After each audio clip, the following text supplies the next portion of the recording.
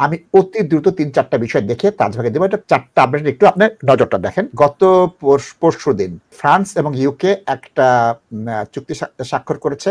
তারা স্যাটেলাইট এবং প্লেন দিয়ে সার্ভেলেন্স করবে যাতে গ্যাং আটকানো যায়, একটা ভালো জিনিস। বর্তমান পৃথিবী শুধু অর্থের দিকে ধাবিত হচ্ছে।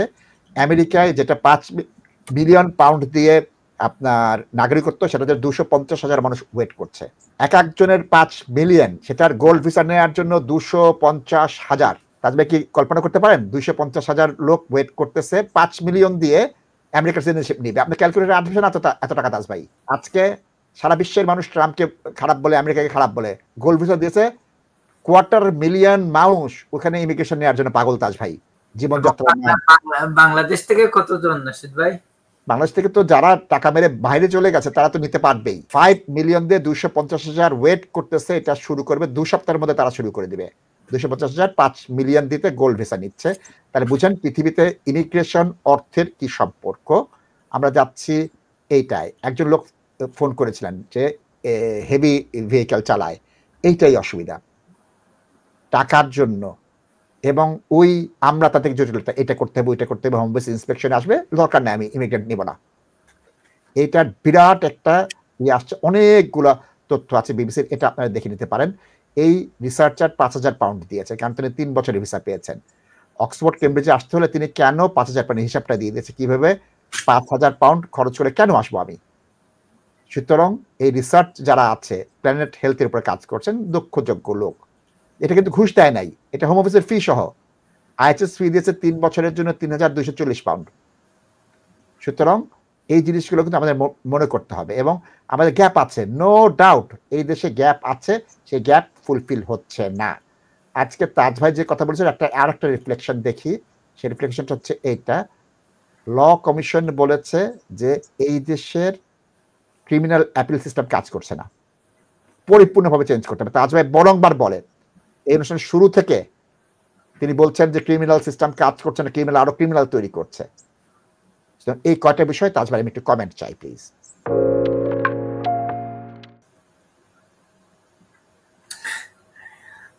নাসিব ভাই, এটা তো খারাপ না নাসিব ভাই, is good for the American economy যে 5 মিলিয়ন দিবা আমার দেশের সিটিজেনশিপ দিয়ে দিব। End of the day money and business Nasib ভাই, and this man is very practical Nasib ভাই। এবং সে যেটা ইউক্রেনের প্রেসিডেন্টকে বলছে এটা নিয়ে অনেকে নেগেটিভ কমেন্ট করতেছে, but he was very practical front of the media Nasib ভাই। এবং উনি তো বলছে 2 সপ্তাহ তুমি এই ওয়ার টিকিয়ে রাখতে পারবে না উইদাউট আওয়ার সাপোর্ট। এবং আমি বলবো 2 দিনও পারবে না। রাশিয়া যদি অ্যাটেম্প নেয় 2 দিনও পারবে না। 2 দিন এরা ওয়ার রান করতে পারবে না। Everything would be over. So এইটি পলিটিক্সে নাই গেলাম নাসিব ভাই। এটা হচ্ছে কি, এখন যদি এটা থেকে তো আমাদের খারাপ ফ্যাসিলিটিস নিবে নাসিব ভাই আমাদের কমিউনিটির। এখানে তো স্পেশালি আমাদের ঢাকায় তো অভাব নাই নাসিব ভাই। কত 5 মিলিয়ন নেই, 5 মিলিয়ন থাকবে, 5 million. 5 million is nothing. People have this sort of money, many people in Bangladesh.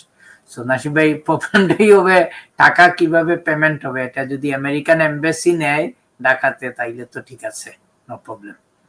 So দর্শক, এই ইলিগালি মানুষ আসবে, তাদের ইকোনমির ক্ষেত্রে problem. And I always support the president. উনি যখন বলে যে আমি আমার মেক্সিকান বর্ডার কন্ট্রোল করতে হবে, আমি এটা করতে হবে।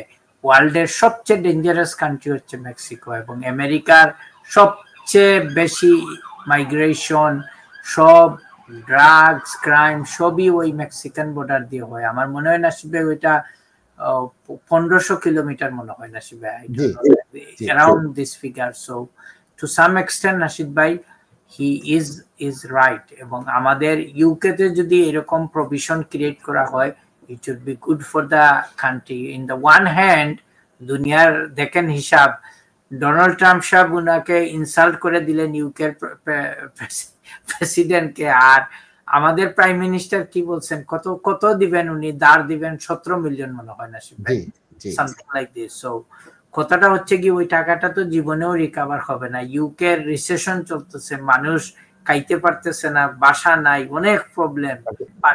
এটা একটু বলেন যে স্টেট অফ আর্ট জিনিস তারা ইউজ করবে সার্ভেলেন্সের ক্ষেত্রে। দর্শক, এই ডায়লগ গুলা অনেকবার শুনছি, ওরা অ্যাকশনে যাক, এরা করুক। এবং আমি তো এর আগেও বলছি যে ইনইফেক্টিভ ইউকে বর্ডার ফোর্স, এই রিজার্ভ আর্মি, পুলিশ টুলিশ এগুলা দিয়ে কি করতেছে ওরা? This is how the control, they should control people crossing the border. Rashid ভাই, এখন এটা তারা করা উচিত, এবং এটা অনেক লেটে আসছে। But what is my observation nasheed ভাই ইজ দ্যাট, যে আমরা লাস্ট উইক বলছি ভাই, দয়া করে আপনারা পলিটিশিয়ানরা এই পার্লামেন্টে অ্যাসাইলুম সিকারদের আর ইমিগ্রান্টসদের প্লিজ গালাগালি করবেন না প্লিজ। এগুলা খুব খারাপ জিনিস। আপনাদের দেশ একদিনও চলবে না। I wish I could go and stand and tell this man and this politician যে তোমরা একটা মানে একটা ড্রিম ওয়ার্ল্ডের মধ্যে তোমরা থাকতেছো, তোমাদের রিয়ালিটির সাথে কোনো ম্যাচিং নাই। You don't know who is running the economy of this country.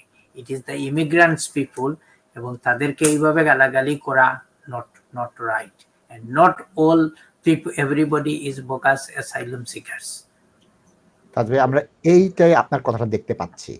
বলা হচ্ছে এই দেশের অর্থনীতি চলতে হলে ইমিগ্রেশন ব্যতিরেকে কোনো উপায় নেই, এবং এমপ্লয়াররা এই আমলাতান্ত্রিক জটিলতা, এই টাকা পয়সার জিনিস, এবং যে ইমিগ্রেন্টদের অবস্থা 1.2 মিলিয়ন গত বছর আসছে, লিগালি আসছেন।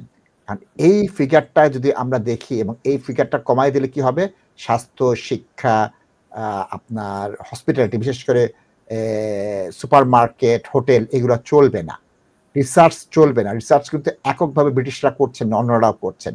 সুতরাং এই যে ইমিগ্রেশন গ্যাপ আছে, স্কিল গ্যাপ আছে, স্কিল গ্যাপগুলো ফুলফিল হচ্ছে না।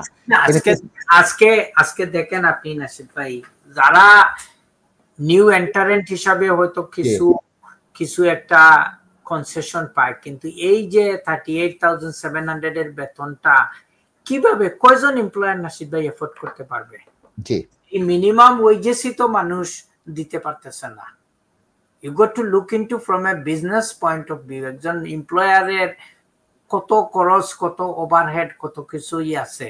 I'm not talking about a big employer like Tesco, Sainsbury or ICA, ওইসবের কথা বলতেছি না।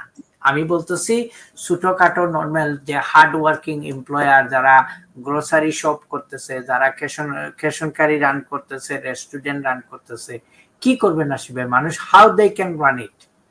সো এইসব জিনিসগুলার কারণে দর্শক, আমরা রিসেন্টলি দেখছি অনেক এমপ্লয়াররা বলতেছে যে ভাই আমরা রিক্রুটমেন্ট নিব না। এবং এই ইমিগ্রেশন রুল গুলা, এই যারা আপনারা টায়ার 2 তে যাবেন, যেটারে আমরা ওয়ার্ক পারমিট বলি, এই যে ব্লাডি বিউরোক্রেসি, চেকিং, এই সেই, এগুলা, এসব এমপ্লয়াররা এত হেডেক নিতে চায় না।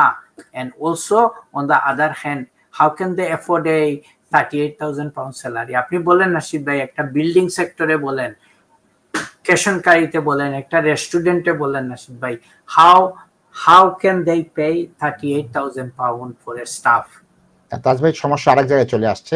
সমস্যা হবে এই জায়গাটায় তাজ ভাই, যখন নাইজেল ফারাজ বলতেছে যে তাদেরকে সৌদি আরবের মতো, ওমান, কাতারের মতো একটা স্পেসিফিক সময় থাকবা, তিনি আইএলআর পাবা না, ব্রিটিশ হতে পারবা না। এই ক্যাম্পেইন যখন শুরু করবে, উগ্র ডানপন্থী হোয়াইট সুপ্রিমিস্ট এরা তো কেড়ে নেবে, ব্রেক্সিটের মতো বলবে ইয়েস হি ইজ রাইট, কারণ আমরা চাকরি করব না, আমরা এদেরকে দিয়ে খাবো। সুতরাং এটার উত্তরে কি করবে? হ্যাঁ, এটা করতে হবে, এটা করতে হবে। ভোটের জায়গায় কেয়ার স্টারমার সাহেবের মাইনাস রেটিং, তার কোনো জনপ্রিয়তা নাই, মিলিয়ন লোক বলেছে তুমি চলে যাও, তোমাকে আমরা চাই না। নাইজেল ফারাজের জনপ্রিয়তা তার থেকে বেশি, 25%। আজকে ইলেকশন হলে উনি প্রধানমন্ত্রী হবেন, ওনার দল ক্ষমতাসীন হবেন। সেটা উত্তর কি? এনএচএস এর কোনো সফলতা নাই। আপনি যেটা বলেন, রাস্তা যে আটকে রাখে তাজ ভাই, এটার কি জবাব আছে?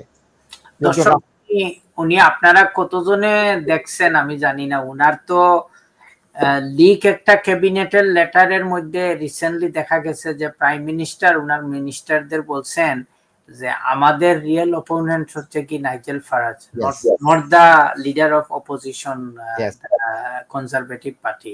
উনি ওই কিমিকে কাউন্টই করতেছেন না, উনি বলতেছেন এই লোককে উনি কাউন্ট করতেছেন, and he is very extremist. So not a good time ahead of us, Nasib bhai.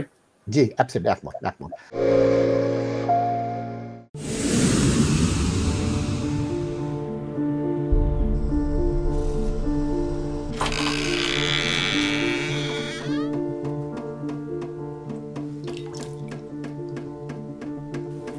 ইংল্যান্ডে আমরা চাইলেও অনেক কিছু করতে পারি না, অনেক ঝামেলা। হায় রে হায়, লন্ডনের এই জীবনে ঝামেলার কোনো শেষ নাই। আমি লাল, আমার ইমিগ্রেশন, ঘর, ব্যবসা সবকিছুর ঝামেলার সমাধানে সবসময় পাশে আছে তাজ solicitor. Taj Solicitors. Believe in service.